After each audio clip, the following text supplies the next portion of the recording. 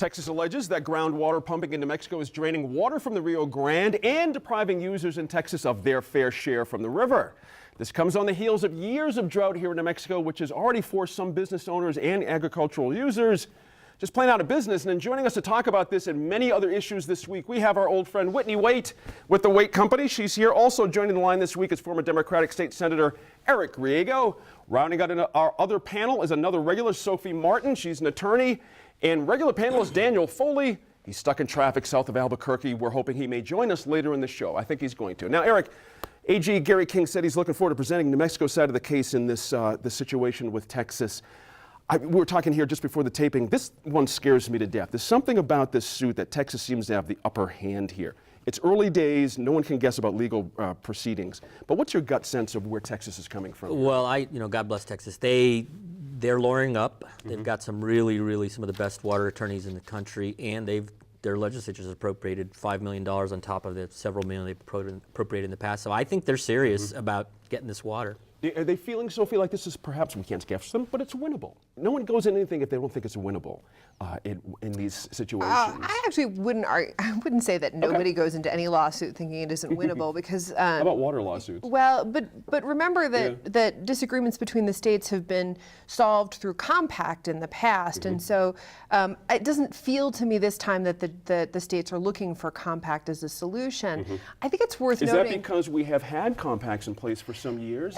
And this disagreement centers around a compact that is being interpreted different ways by the different states. Right. It's worth noting in this case that the stakes are extraordinarily high. One commentator, Matt Rush with the New Mexico Farm and Livestock Bureau down in Las Cruces, says basically if Texas wins this is the end of agriculture in the southern part of New Mexico. This is an extraordinarily important case for the state. And the Supreme Court has said, the U.S. Supreme Court has said, this is an issue for us to hear. This is the latest news on it. They have also said, New Mexico, we're going to give you a crack at ending this early. That's not a guarantee that New Mexico will be able to do that, but New Mexico is going to make the argument that Texas is not the only player that should be involved here, and that could end this round. Will there be other rounds? It seems likely. Sure. Whitney, good to see you again, and thanks for coming back. Yeah. And interestingly, when I think about this as well, what Sophie was just mentioning, it seems like Texas has a way to kind of pin us here. This is what gives me so much agita here. Now, if it goes fully to term, as they say, it's not going to take 6-7 years. It could be a long time before we really know what happens here. But in that interim, what happens? See, that it seems to me economic development gets compromised, home ownership prices get compromised. There's a lot of mystery that happens about the value of things when you don't have water. Well, that is exactly why New Mexico has to get aggressive about finding new sources of water. They're out there. There's other projects that we can look at.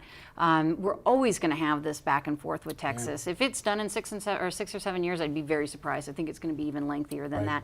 But you're right. I mean, in terms of development and what we're doing as a state, we can't be sitting there, holding, wringing our hands, saying, "Oh gosh, I hope we win this lawsuit." That's not a solution. Right.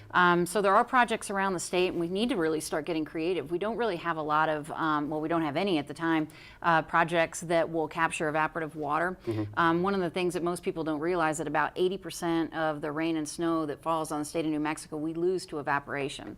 So I don't know if any of you all ever read that book, Dune, the sci-fi novel about capturing water. But we do. We have to start literally, we have to start getting smarter about it. There are desalination ideas, Alamogordo, there's all kinds of other things, Eric, that people are, But Whitney makes an interesting point. When things like this happen, everybody suddenly gets serious, don't they?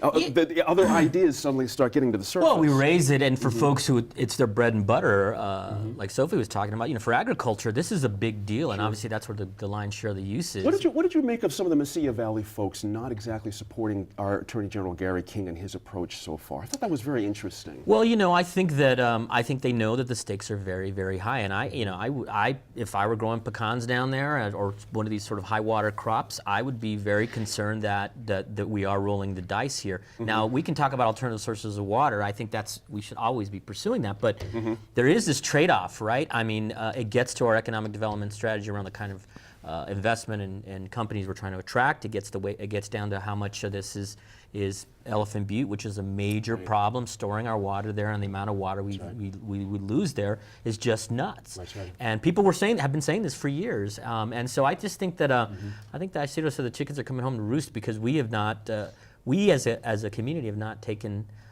water policy, and now with the drought in its full swing, we've not taken it seriously enough.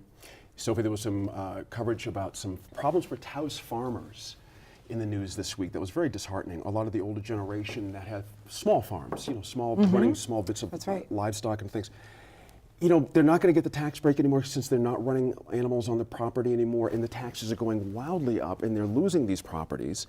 And we could have a cascading situation of the drought exacerbating these small farmers as well. Essentially, the state is looking to capture tax revenues that it has not been able to capture in the past. There are properties, there's land in the state that has been rated as agricultural. Some of that land is being used for non-agricultural purposes. There's an example of I think it was a trailer park has been put on a piece of land that used to be agricultural. But then we see, especially heartbreaking, older farmers and ranchers who are not producing at the level that they used to produce, and so as a result are downgraded.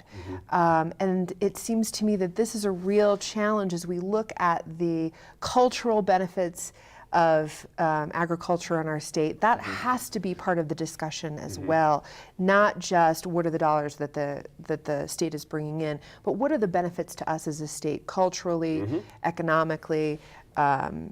Everything needs to be on the table as we look And that's the at big those concern, issues. because Taos County, Taos area is so juicy for developers. I mean, developers are waiting for something like this. These 10, 20-acre plots, these are perfect sizes to swoop in with a deal. The family makes the deal because nobody can afford the taxes anymore. And then Taos is very different 10 years from now. I will tell you, I actually I had the pleasure of working this past year with a group of economists who are looking at, pretty much in that region at how we revalue land, taking into account the cultural values, the environmental values, what's happening on the land, near the land, in particular looking at the use by indigenous populations, by Native American communities, and talking about how the values of the developer are not enough. Right. That when we look at a piece of property, we have to think about what is the overall value to our state as a whole, and bring in these other issues. I just want to make two quick points on that. One is we're having the same challenge here in this area, in Bernalillo County. Essentially, the tax policy now makes it very difficult for folks to just preserve cultivated land or land that's minimally in production.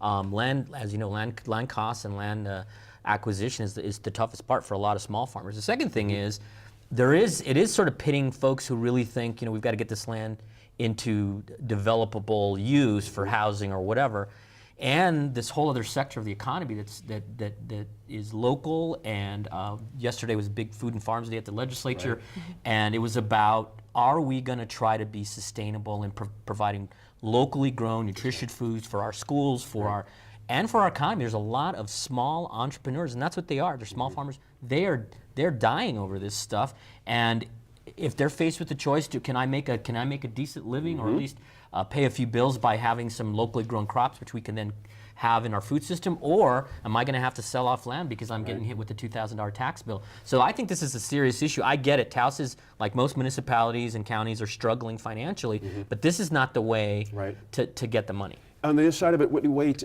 if I have this correctly, they've raised something like $50 million plus in back arrears type taxes when this situation. That's no small change for the county.